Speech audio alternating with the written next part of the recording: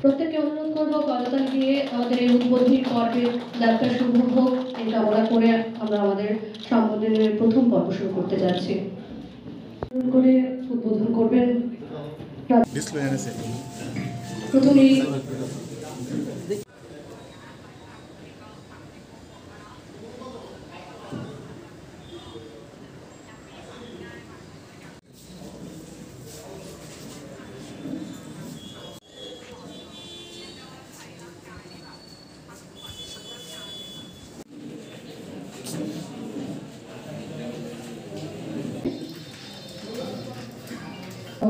প্রদানের পরে এবারে নেওয়া হচ্ছে প্রণব সরকার মহাশয়কে।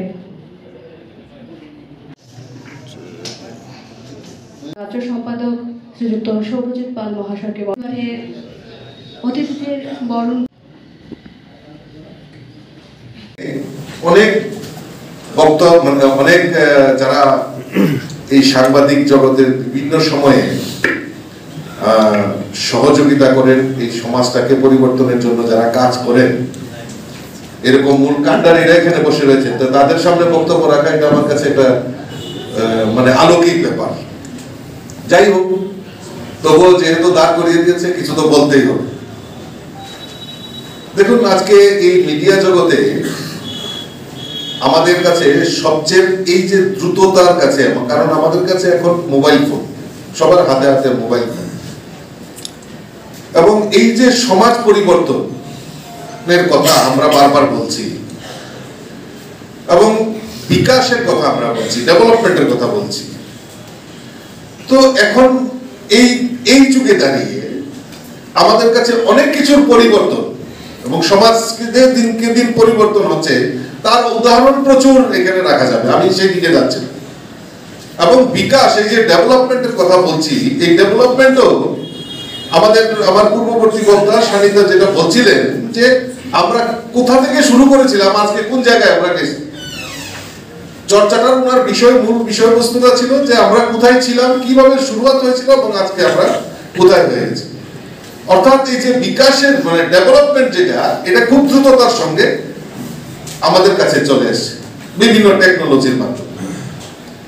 ঠিক এই যে সাংবাদিকতা, এই সাংবাদিকতার মধ্যেও আমরা কিভাবে আমাদের লাইনটাকে আমরা নির্ধারণ করব, একটা হতে পারে যে কনস্ট্রাকটিভ, কারণ মানুষ আপনাদের দিকে অপেক্ষা করছে, সমাজ আপনাদের দিকে তাকিয়ে রয়েছে। একটা হলো কনস্ট্রাকটিভ, আরেকটা হলো আমরা নিম্নগতি, আমরা কিভাবে করব টেকনোলজি। অর্থাৎ আমাদের এই যে চিন্তাধারা, এই চিন্তাধারাটার উপর আমাদের অনেকটা নির্ভর করে যে আমরা কোন জায়গায় গিয়ে আমাদের অবস্থান নির্ধারণ করব। মিডিয়া চ্যানেল, যেটা আমরা সবাই জানি, অনেক মিডিয়া চ্যানেল, তার মধ্যে কিভাবে এই সংবাদ পরিবেশনের মাধ্যমে সমাজকে পরিবর্তন করা যায়, সেটা তার যে চিন্তা শক্তি, এই চিন্তা শক্তির মধ্যে লুকিয়ে থাকে। আমাদের সরকার প্রতিষ্ঠার পর আমাদের সরকারের যে প্রাথমিকতা যেটা, সেটা হলো যে সমাজকে পরিবর্তন করা এবং স্বাধীনতা, সমস্ত ক্ষেত্রে স্বাধীনতা যাতে প্রয়োগ হয়, সে মিডিয়ার ক্ষেত্রে হোক, গণতন্ত্রের চতুর্থ স্তম্ভ, অবশ্যই সেখানে যাতে কোনো রকম বাধা বিঘ্নতা যাতে না আসে তার জন্য প্রয়াস করা এবং সমাজকে পরিবর্তন করা।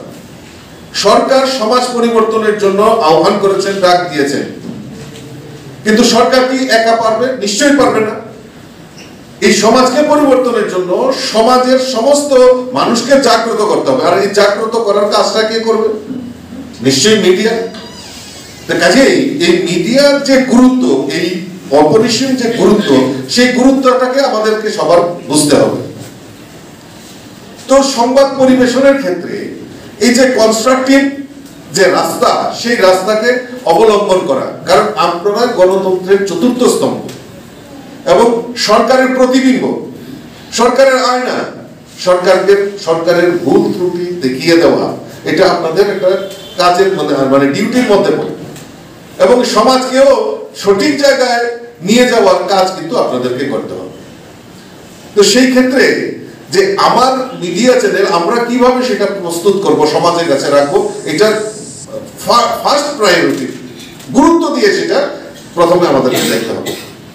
আমি একটা অভিজ্ঞতা নেই, এই প্রথম শিখছি, আর শিখার জন্য আপনারাও সহযোগিতা করবেন, কারণ আমি চাই যে আমিও যে মানে সাধারণ ঘরের ছেলে, আপনাদের ঘরের মতোই ছেলে আমি, তো আমিও চাই যে সাধারণভাবে থাকতে, এবং এই ত্রিপুরা রাজ্যের ডেভেলপমেন্টে কোন রকম অংশীদারিত্ব যদি নিজেকে নিতে পারি তাহলে নিজেকে ধন্য মনে করব।